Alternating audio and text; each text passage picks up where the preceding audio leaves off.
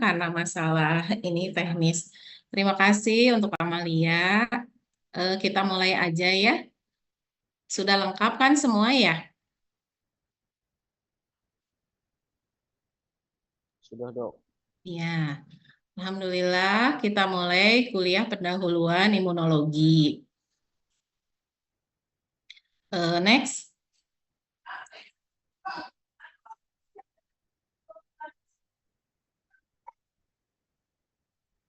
Ya, mungkin ini menjadi dasar untuk pengenalan respon imun ya.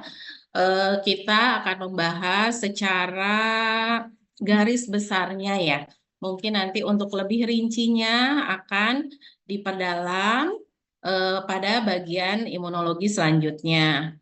Kita mengetahui bahwa imunitas adalah suatu proses perlindungan terhadap penyakit, khususnya untuk penyakit infeksi.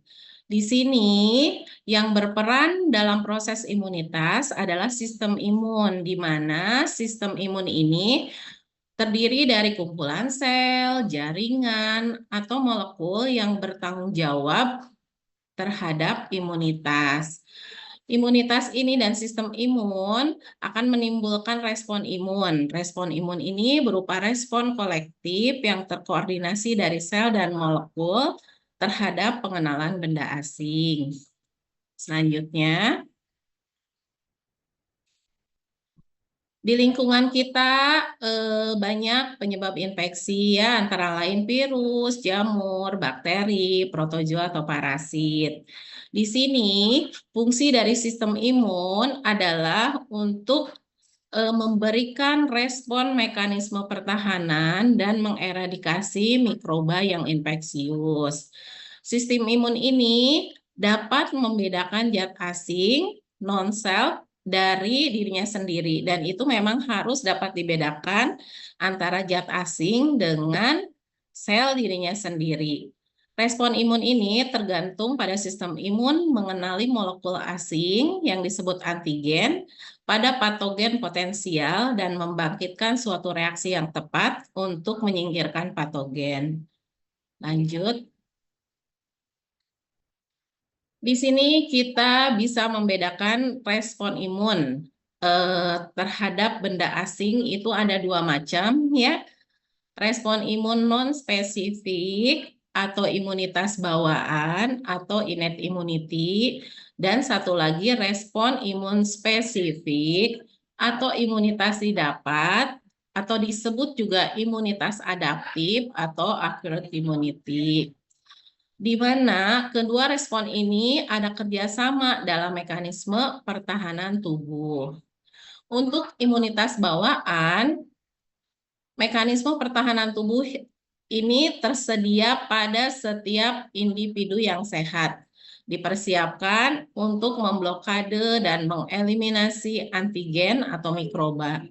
Sedangkan imunitas didapat, dia mekanisme pertahanan tubuh yang dirangsang oleh paparan antigen atau mikroba atau mendapat antibodi dari sumber lain. Jadi imunitas didapat ini antigennya tertentu, kemudian dapat dikenali karena tubuh pernah terpapar sebelumnya. Next. Di sini dapat dilihat untuk imunitas bawaan ya, dia ada sejak lahir, kemudian dia sifatnya non-spesifik, prosesnya itu cepat, berlangsung dalam beberapa menit sampai jam, kemudian dapat berupa reaksi inflamasi. Ya, untuk yang imunitas didapat, dia itu lebih spesifik, berlangsung dalam hitungan hari, terdiri dari sel-sel yang sel-sel ini ada sel B dan sel T. Sel B berperan dalam humoral immunity, sedangkan yang sel T berperan dalam cellular immunity. Next. Jadi ini bisa dilihat ya perbedaan respon imun antara bawaan dengan yang didapat. Di mana pada bawaan dia sifat diversitasnya itu terbatas. Kemudian tidak spesifik, artinya semua mikroba yang masuk akan dihancurkan secara fagositosis. Kemudian dia tidak ada sel memori.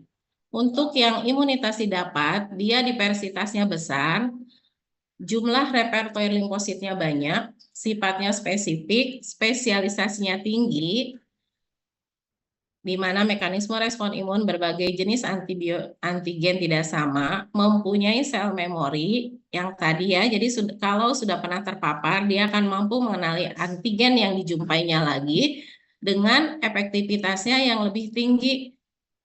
Kemudian, dia juga dapat membatasi diri, self limitation, di mana respon imun ini akan mereda dalam waktu tertentu setelah paparan antigen selesai. Kemudian juga yang didapat ini dapat membedakan self dan non-self. Next. Nah, ini ya. Untuk membedakan imunitas bawaan dan adaptif, kita bisa melihat spesifisitasnya, jenis reseptornya, kemudian distribusi dari reseptor. Ya, di sini untuk imunitas bawaan dia eh, diperantarai oleh reseptor. Reseptor di permukaan sel. Kalau yang ini yang adaptive immunity, dia dapat mengenali antigen melalui mekanisme seluler maupun mekanisme humoral. Di sini reseptornya bisa dibaca ya, ada reseptor manosa, scavenger reseptor. Untuk yang innate, kalau yang adaptif dia melalui T-cell reseptor. Distribusinya, oh itu kurang ke bawah ya. Ya udah, nanti bisa dibaca yang berikutnya. Selanjutnya,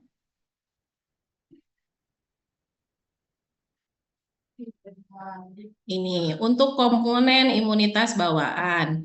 Dia ada pertahanan anatomi berupa fisik mekanis. Ini diperantarai oleh epitel ya, epitel permukaan. Kemudian pertahanan kimiawi. Jadi di epitel itu ada antimikroba yang diproduksi pada permukaan sel. Kemudian selain komponen anatomis, fisik dan kimia, juga ada komponen sel. Pertahanan seluler itu dilakukan oleh sel makrofag, PMN, dan natural killer. Selanjutnya, peran komponen imunitas bawaan yang lain berupa soluble protein, berupa komplemen, sitokin, kemokin, dan antibiotik permukaan. Selanjutnya,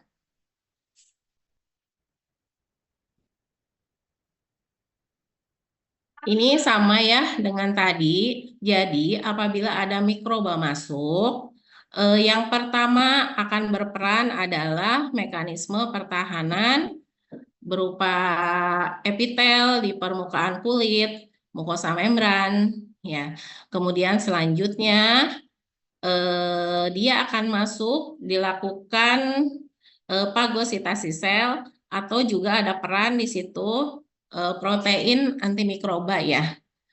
Kemudian proses fagositosis juga akan melibatkan seperti sitokin, ada eh,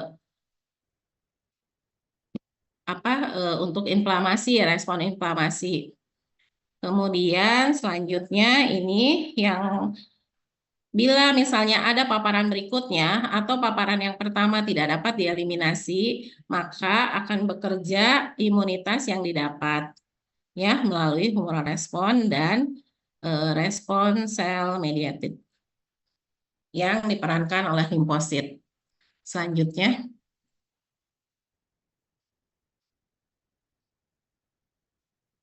Nah, ini di sini dapat terlihat bahwa makropag yang berperan pada respon imun non-spesifik ya atau yang bawaan. Di sini sel-sel makropag dan sel granulosit PMN neutropil monosit atau ya, dia akan mengekspresikan reseptor permukaan untuk mengikat mikroba. Di sini reseptor permukaannya bisa berupa mannose, kemudian integrin, kemudian ini yang reseptor scavenger. Selanjutnya akan terjadi pelapisan dari si mikroba oleh membran ya. Kemudian sel-sel fagosit bergerak menuju sel sasaran, dibantu oleh beberapa kemotaktik dari bakteri atau mediator yang dilepaskan dari sel-sel fagosit, yaitu mediator inflamasi maupun komplement. Akhirnya akan terjadi opsonisasi dari bakteri oleh imunoglobulin atau komplement C3b supaya mudah ditangkap oleh fagosit. Kemudian partikel bakteri akan masuk ke dalam sel secara endositosis yang ini ya, dan terperangkap ke dalam fagosom. Kemudian fagosom akan bergabung dengan lisosom. Selanjutnya bakteri dihancurkan oleh enzim dan substansi toksik yang diproduksi oleh fagosom. Selanjutnya, ini beberapa sel penyusun sistem imun. Nanti akan dipelajari di praktikum ya. Untuk tipe-tipe selnya, dia ada basofil, mast-sel, neutropil, eosinofil, monosit. Kalau di pembuluh darah ya, kalau di jaringan dia oleh makropag, kemudian ada limfosit, plasma sel, dan sel dendritrik. Selanjutnya, ini sudah ya dijelaskan tadi, jadi pertahanan anatomis, physical barrier, kemudian barier kimia, antimikroba, contohnya depensin dan katelisidin. Kemudian ini barier seluler ya untuk sel T yang intraepitel. Ya, selanjutnya. Ini sama seperti tadi ya, sel-sel yang berperan pada sistem imun bawaan. Dia jadi ada sel epitel, epitel permukaan tadi, kemudian sel fagosit, neutropil, makropag, sel mast, dan sel natural killer atau sel NK. Selanjutnya,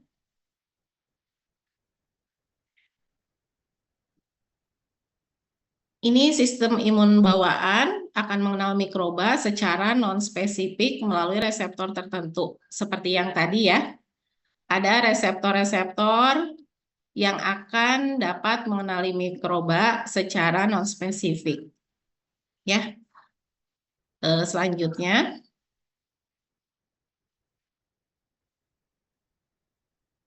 Ini kemudian tadi selain barier mekanik, kemudian kimia, kemudian salah satunya ini ada juga tadi sel, kemudian protein terlarut. Ini untuk protein terlarut contohnya diperankan oleh sistem komplement. Nanti ini juga akan dijelaskan di pertemuan berikutnya, di mana protein-protein terlarut ini, sistem komplement ini akan diaktifasi melalui 3 jalur. Ya, ini ada jalur alternatif, kemudian jalur klasik. Ini jalur alternatif ya. Jalur klasik dan jalur lektin. Di mana pada tahap awal itu dengan pembentukan dari C3b. Ya, produksi komplement 3b. Kemudian pada fase lambat dia di berakhir dengan produksi C5a yang berperan pada inflamasi. dan C69 membentuk MAC yang menyebabkan lisis dari sel. Jadi di sini jalur alternatif ini langsung ya mikroba. Biasanya ini di sistem yang bawaan. Sedangkan yang klasik dia kan ada antibodi ya. Berarti sudah masuk ke sistem yang didapat. Selanjutnya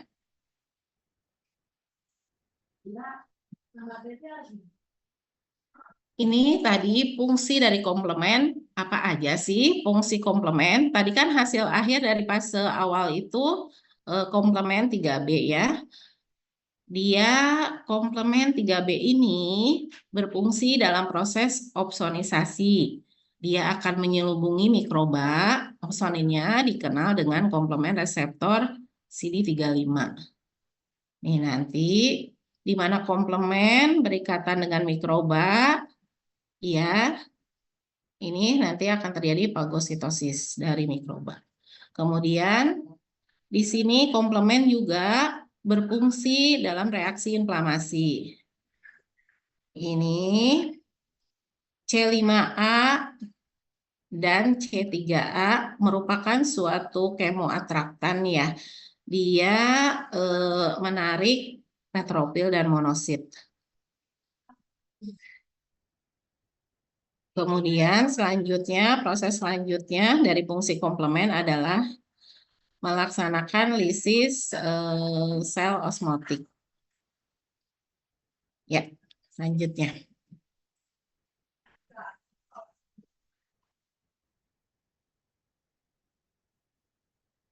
Kemudian imunitas didapat. Kemarin udah dipelajari ya, yang imunitas didapat. Sudah, Dok. Ini sudah. Sudah. Oh iya. Imunitas didapat ini ada imunitas humoral ya, diperankannya oleh antibodi. Antibodi ini dihasilkan oleh sel beta limfosit ya. Sel B, limfosit B. Ini terutama dia itu berperan untuk mikroba ekstraseluler. Untuk imunitas seluler, dia diperankannya oleh limfosit T. Ada T helper, CD4, dan T sitotoksik CD8. Dia terutama berperan di mikroba intraseluler. Ya, contohnya virus gitu. Ini ya, humoral immunity, lebih ke ekstraseluler mikroba, diperankan oleh sel B, kemudian mekanisme efektornya mensekresikan antibodi. Dia fungsinya untuk memblok infeksi dan mengeliminasi mikroba ekstraseluler.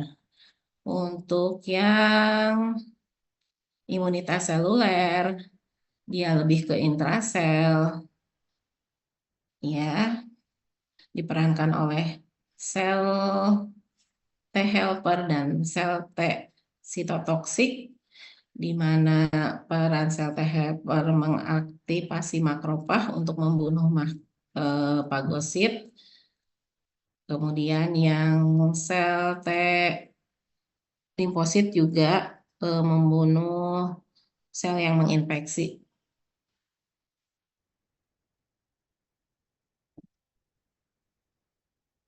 Selanjutnya,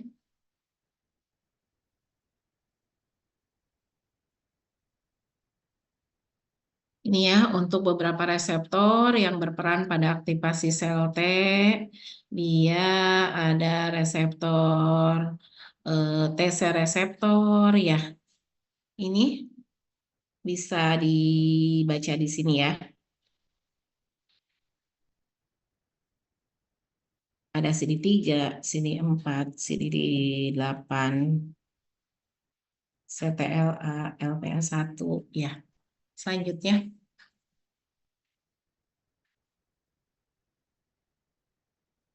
Ini kemudian sel-sel utama pada sistem imun seperti tadi, limfosit B, limfosit T, sel NK. Kemudian di sini juga ada antigen presenting cell dari sel dendritrik, makrofag, dan dendritik molekuler. Kemudian yang berfungsi sebagai sel efektor, limfosit T, makrofag, dan granulosit. Di sini limfosit B mengenali antigen yang spesifik diperankan oleh sel B, dia memediasi imunitas humoral, sel T memediasi imunitas seluler dan natural killer dia berfungsi pada imunitas bawaan. Boleh dilanjut.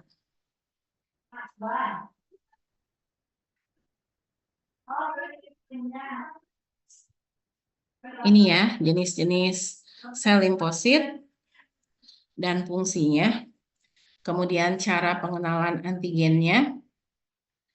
Kemudian dia jadi sesudah sel limfosit B mengenali mikroba, kemudian dia akan mengeluarkan antibodi ya, antibodi yang selanjutnya akan terjadi ikatan antara antibodi dengan antigennya, mikrobanya. Dia akan dilakukan netralisasi dari mikroba dengan proses fagositosis atau aktivasi komplement. Di sini antigen ada APC ya. Ini sel dendritrik mengekspresikan antigen mikroba, kemudian berikatan dengan sel T, dia akan dilakukan proses proliferasi, diferensiasi, dan akhirnya akan mengeluarkan juga respon-respon inflamasi seperti interleukin dan lain sebagainya. Kemudian aktivasi makrofag juga. Ini proses sitotoksik dari limfosit T. Sel yang terinfeksi, kemudian ini dengan sel T sitotoksik, dia akan terjadi penghancuran dari sel yang diinfeksi. Ya, selanjutnya. Selanjutnya masuk ke organ limfoid ya. Organ limfoid itu ada organ limfoid primer dan sekunder, di mana organ limfoid primer ini organ limfoid primer itu berfungsi untuk embriogenesis dari sel sistem imun. Di sini embriogenesis awalnya terjadi di sumsum tulang, kemudian untuk sel B dia akan mengalami maturasi di sumsum tulang juga, sedangkan untuk sel T dia akan mengalami maturasi di timus. Di sini sel-sel B yang sudah matang dia akan dilepaskan ke pembuluh darah. Selanjutnya dia juga akan masuk ke sirkulasi perifer dan masuk ke organ limfoid sekunder ya yang perifer. Organ limfoid sekundernya ada limnod, limpa, kemudian mukosa dan jaringan limfoid di permukaan. Ya, selanjutnya.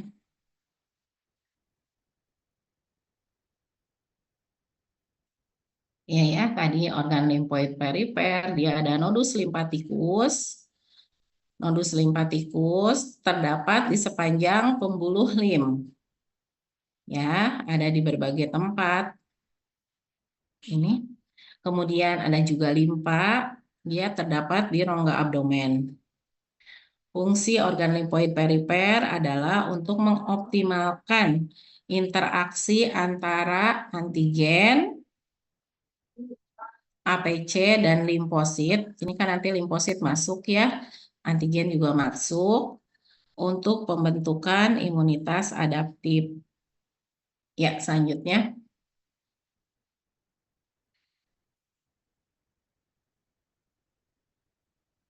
Ini ya peranan organ limfoid perifer. Jadi mikroba masuk melalui epitel. Ini masuk melalui epitel, ditangkap oleh APC di jaringan epitel, atau dia juga bisa masuk ke pembuluh darah maupun ke limpa. Ya, mikroba selanjutnya akan ditransport ke organ limfoid perifer, nodus limfatikus maupun limpa untuk dipaparkan pada sel T. Selanjutnya,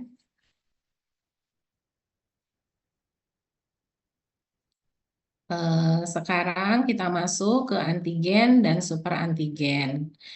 Ini untuk kuliah pendahuluan lebih ke banyak istilah ya, mungkin hanya untuk pengenalan istilah-istilah apa aja sih yang eh, harus diketahui pada proses imunitas. Di sini antigen merupakan suatu substansi yang dapat terikat secara spesifik oleh molekul antibodi atau reseptor dari sel T. Kemudian kalau imunogen adalah molekul yang dapat menstimulasi respon imun. Di sini imunogenisitas adalah kemampuan antigen untuk menstimulasi respon imun dari sel B ataupun sel T. Dan di sini tidak semua antigen merupakan imunogen. Jadi tidak semua antigen dapat menstimulasi respon imun. Tapi semua imunogen dia adalah antigen. Ya, jadi imunogen yang dia dapat menstimulasi respon imun, sedangkan antigen dia yaitu bisa menstimulasi respon imun, bisa juga enggak. Selanjutnya,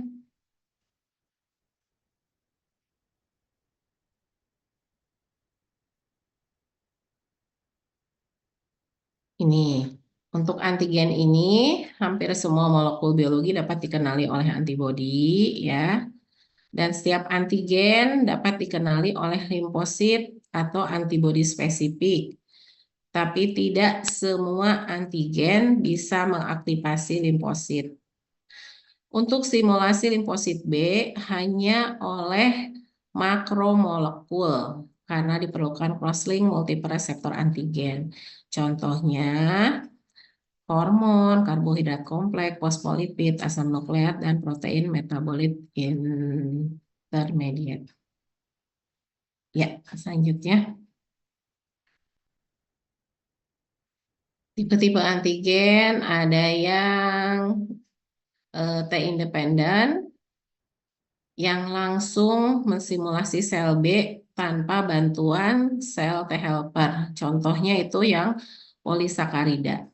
Sedangkan yang T dependent antigen, dia perlu bantuan sel T helper untuk stimulasi sel B. Contohnya protein. Ya, jadi ada yang dependent, perlu bantuan sel T helper. Yang ini tidak perlu bantuan sel T helper. Contohnya polisakarida. Ya, selanjutnya.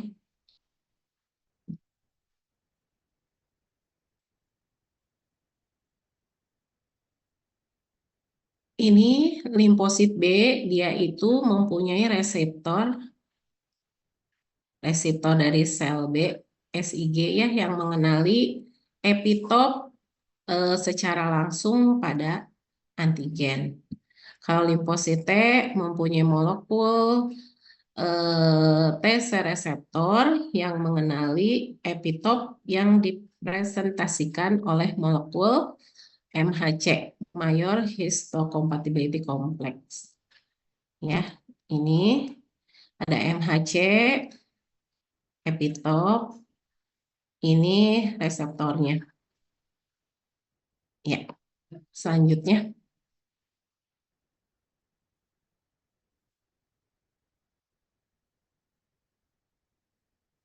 ini ya, epitop itu atau determinan antigen suatu bentuk atau permukaan pada suatu molekul yang dapat dikenali oleh antibodi.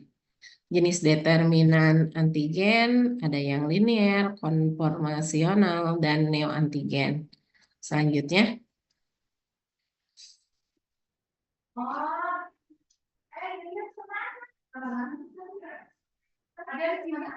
ini epitop tadi dibedakan tiga, linear, konformasional, kemudian ada juga yang neoantigen.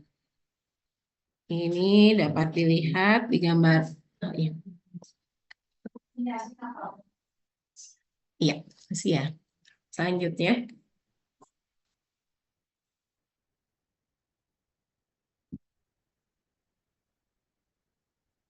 selanjutnya,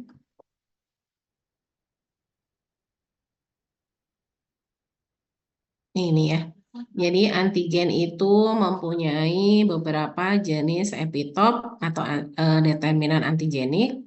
Misalnya bisa bentuknya seperti ini, seperti ini, seperti ini. Masing-masing epitop bisa mengenali antibodi tertentu ya.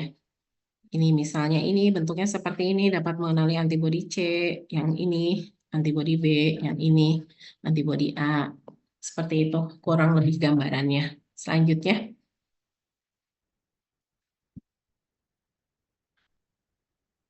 nah apa saja sih hal-hal yang dapat mempengaruhi imunogenisitas?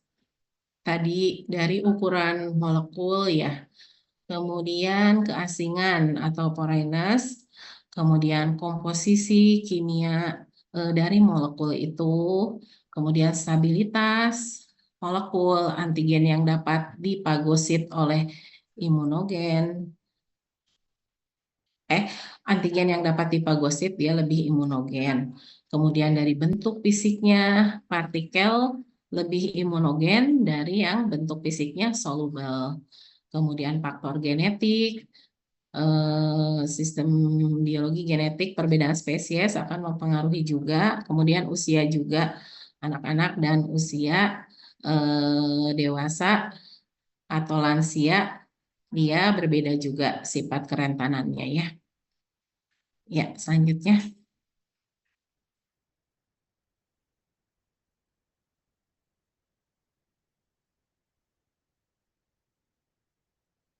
ini contoh tadi yang mempengaruhi imunogenisitas dari metode pemberian, misalnya dosis, rute pemberian, penggunaan ajupan, kemudian sifat kimia yang paling imunogen biasanya protein, terus kalau yang asam nukleat dia kurang imunogen. Ya, selanjutnya. Sekarang masuk ke superantigen. Superantigen itu kelas molekul yang dapat berinteraksi dengan antigen presenting cell dan limfosite secara non-spesifik. Di sini antigen ini menyebabkan aktivasi poliklonal sejumlah besar dari fraksi sel T. Contohnya pada kasus keracunan makanan, ini enterotoksin Staphylococcus dan exotoksin Streptococcus pyogenes termasuk ke dalam superantigen. Kemudian terjadi hiperaktivasi sistem imun, pelepasan sitokin oleh sel T yang teraktivasi. Selanjutnya,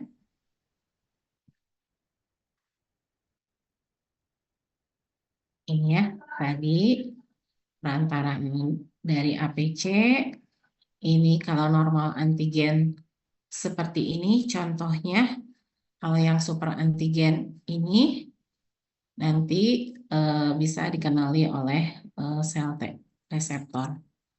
Selanjutnya, selanjutnya sitokin. Tadi yang dimaksud dengan sitokin, kan ini lebih ke pengenalan istilah ya. Sitokin itu kelompok protein heterogen dihasilkan oleh berbagai jenis sel yang berbeda yang akan memperantarai dan meregulasi aspek imun bawaan dan adaptif. Genom manusia mengandung 180 gen pengkode protein sitokin. Sistem penamaannya ini tidak seragam, ada yang diberi nama sesuai aktivitas biologinya pada saat pertama ditemukan. Contohnya tumor nekrosis faktor atau TNF, ada juga yang disebut interleukin karena dihasilkan dan bekerja pada leukosit. Ya, selanjutnya.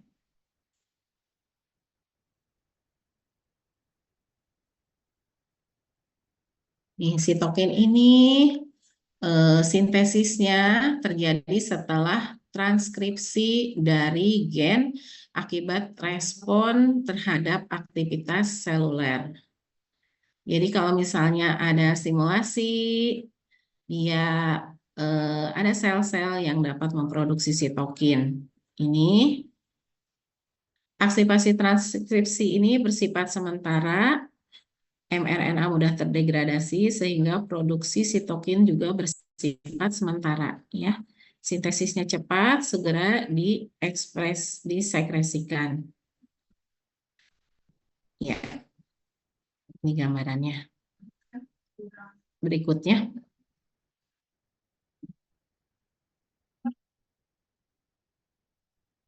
Ini untuk satu sitokin, dia bisa bekerja pada beberapa sel berbeda dengan efek biologi yang berbeda.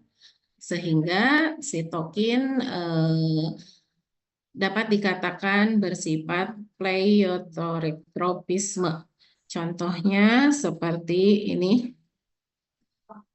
Ini satu sitokin, interleukin 4, bekerja pada sel B, kemudian bekerja juga pada sel T untuk diferensiasi sel T helper ya.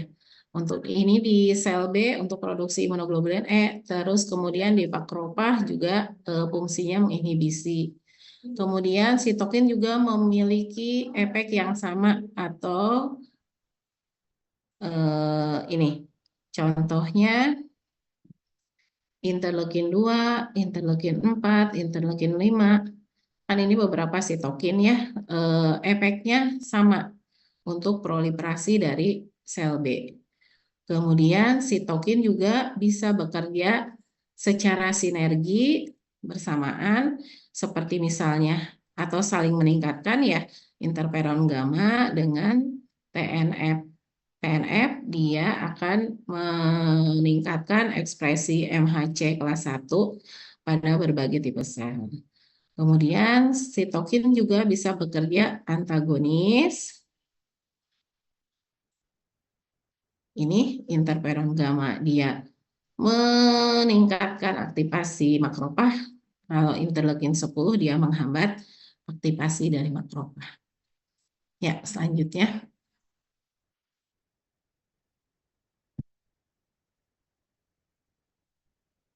Berdasarkan mekanisme kerja, dia ada yang mekanisme kerjanya autokrin, bekerja pada sel yang menghasilkan sitokin tertentu. Bisa juga parakrin, dia bekerja pada sel sekitar yang dekat ya, sel sekitar penghasil sitokin juga. Kemudian bisa juga dia endokrin, mekanisme kerja sitokin ya, autokrin, parakrin, endokrin. Di sini bila dihasilkan dalam jumlah yang besar, masuk ke dalam sirkulasi dan dapat bekerja pada sel dengan lokasi yang lebih jauh. Ya, selanjutnya.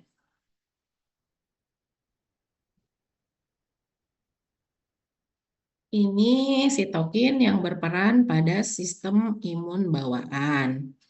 Di sini sel dendritrik dan makrofag merespon mikroba dengan menghasilkan sitokin.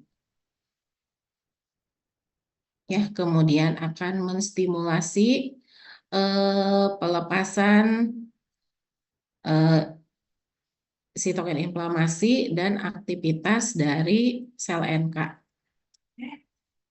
Ya, ini jenis-jenis sitokin, ada TNF alfa, interleukin, hemokin, interleukin 12, interferon gamma, interleukin 10, 6, 15. Ini sumber utamanya ya. Kemudian prinsip kerja dari efek biologisnya ya terhadap sel target seperti apa nanti ini bisa dibaca. Selanjutnya,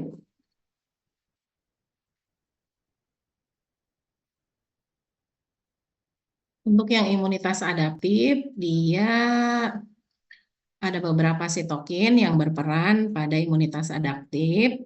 Ada interleukin 2, interleukin 4, interleukin 5, interferon gamma, dan tumor faktor beta. Di sini interleukin 2 dia akan mengaktifasi sel T, kemudian interleukin 4 akan berperan dalam class switching untuk menghasilkan IgE. Ini. Kemudian interleukin 5 berperan pada aktivasi eosinofil, interferon gamma untuk aktivasi makrofag, kemudian TGF beta aktivasi sel T regulator. Ya, selanjutnya kita masuk ke Mayor Histocompatibility Complex atau MHC. Ya, berikutnya.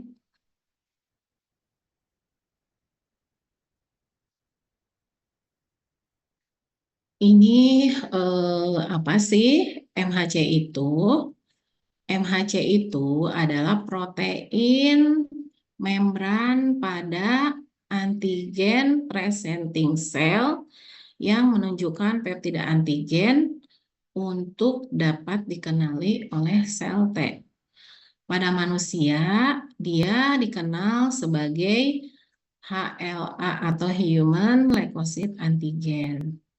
Kemudian MHC itu dibedakan eh, dua kelas ya, MHC kelas 1 yang akan dapat dikenali oleh sel T sitotoksik, sel T CD8, sedangkan MHC kelas 2 dia dikenali oleh sel T CD4 atau sel T helper.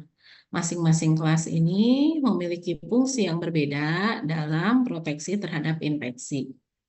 Selanjutnya, ini MHC ini strukturnya kurang lebih seperti ini, di mana MHC kelas 1 dia itu terdiri dari dua rantai polipeptida ini ya, yang terpisah. Ada rantai alfa atau H-chain dan rantai beta yang tidak disandi oleh gen HMAC. Rantai beta ini berinteraksi non-kovalen dengan rantai alfa dan tidak mempunyai kontak dengan membran sel. Sedangkan yang rantai alfa ini alfa 2 dia mempunyai kontak dengan membran sel. Di sini MHC kelas 1 ini mempunyai 4 domain di ekstraseluler. Kan ini ekstraseluler, di bawahnya intraseluler dengan N-terminal ya untuk mengikat antigen. Jadi ini ada alfa 1, alfa 2, kemudian ini domain serupa juga ya.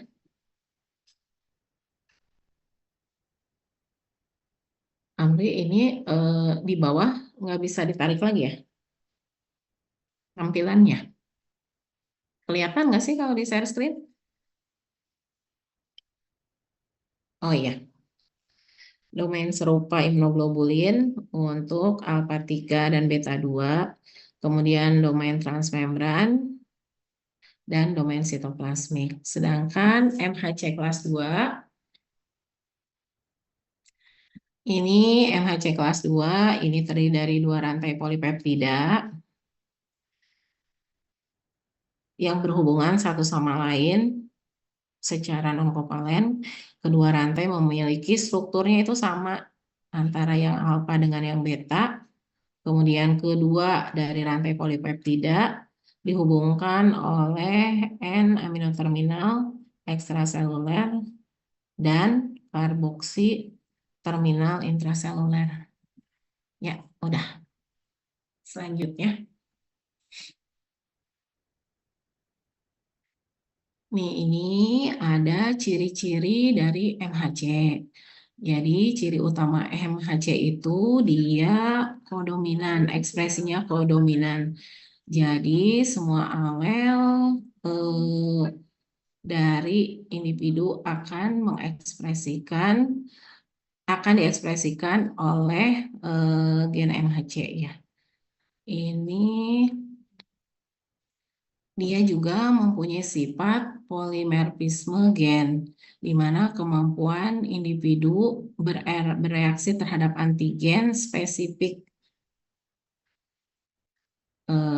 dan menderita kelainan yang berbeda. Kemudian tipe sel yang mengekspresikan ini MHC kelas 1 ini semua sel berinti jumlahnya itu bervariasi. Kalau MHC kelas 2 itu permukaan sel imunokompeten, makrofag, monosit, dendritik, dan sel B yang kelas 2. Ya, selanjutnya.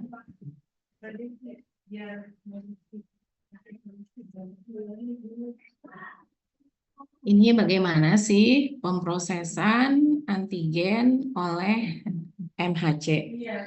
Jadi antigen dia akan masuk ya melalui proses endositosis melalui membran sel. Kemudian antigen ini akan diproses di vesikel endositik. Dia akan dipotong menjadi peptida-peptida.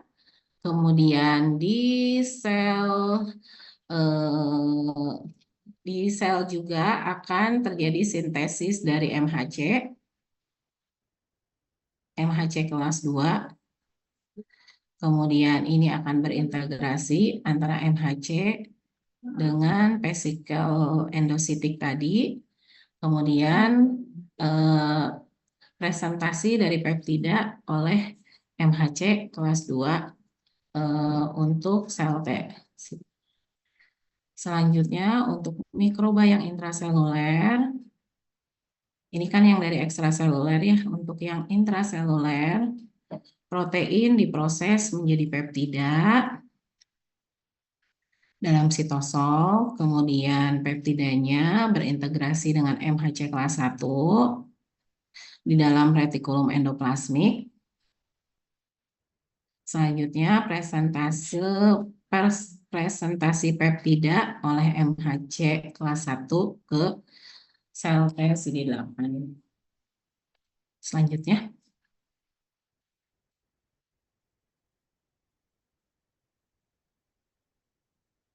Ini jadi tadi perbedaan MHC kelas 1 dengan MHC kelas 2. Jadi bisa dibedakan ini kalau yang MHC kelas 2 dia mengenali mikroba ekstraseluler yang tadi. Kemudian sel limfosit yang mengenalinya juga berbeda ya. Di sini untuk MHC kelas 2 sel T helper CD4. Kemudian kalau untuk yang MHC kelas 1 dia dipresentasikan ke sel T CD8 atau sel T sitotoksik. Kemudian efek dari proses pengenalan terhadap peptida yang dipresentasikan oleh MHC, dia jadi ini si makrofagnya akan mengaktifasi penghancuran mikroba yang dipagosit, sedangkan untuk sel B dia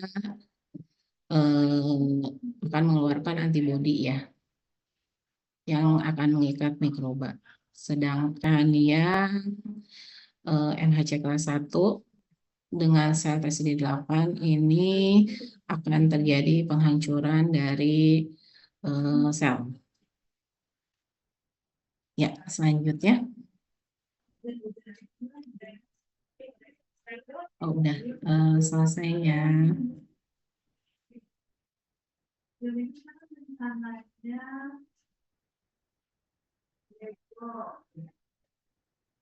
Maaf, ada yang mau ditanyakan?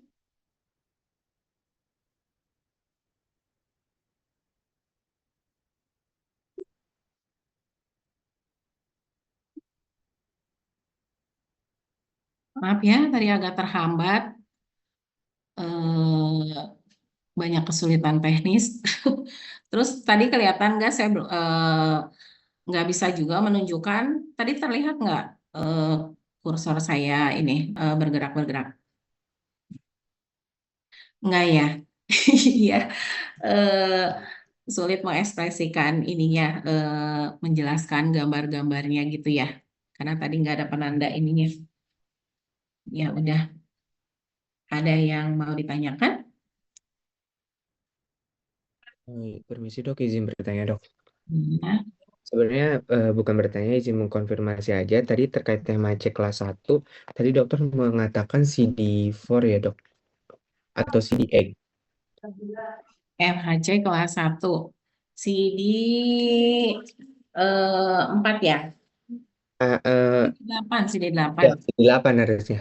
Ya, Jadi, CD8. apa itu? Iya, makasih ya.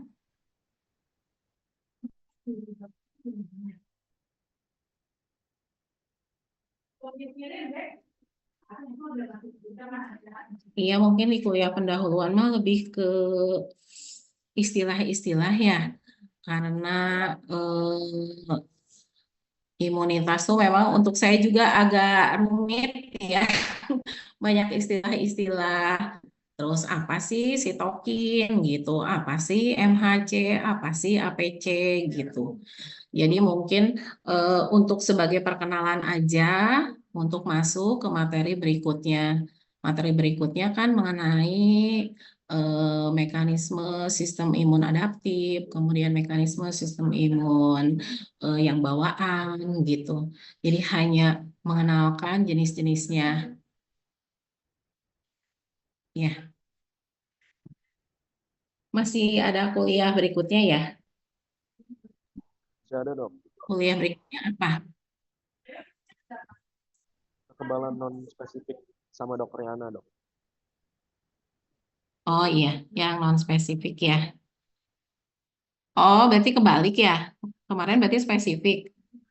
Iya dok, jadi di skip gitu, loncat. Oh, iya, iya, iya, iya. Tapi udahlah, insya Allah pada bisa ya.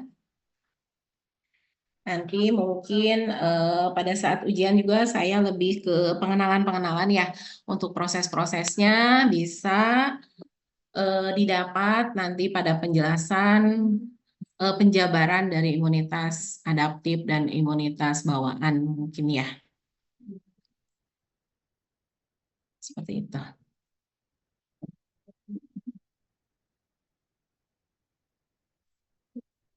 Ini pada di mana di kampus? Iya Atau dok, di kampus dok. berarti besok praktikum ya? Iya besok praktikum dok.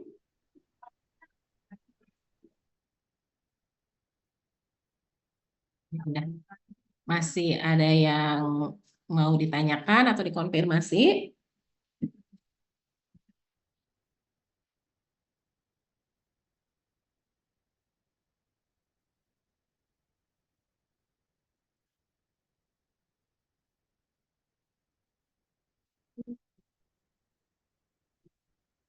Berarti jumlahnya 50 ya?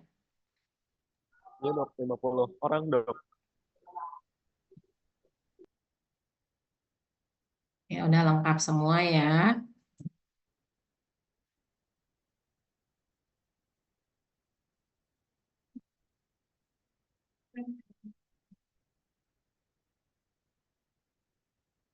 Kalau sudah tidak ada pertanyaan, mungkin bisa diakhiri. Bisa waktunya dok. Ya, Amalia, maaf nanti eh, saya kirim dalam bentuk PDF-nya ya. Nanti yang itu saya perbaiki kembali ya, yang itu. Terima kasih.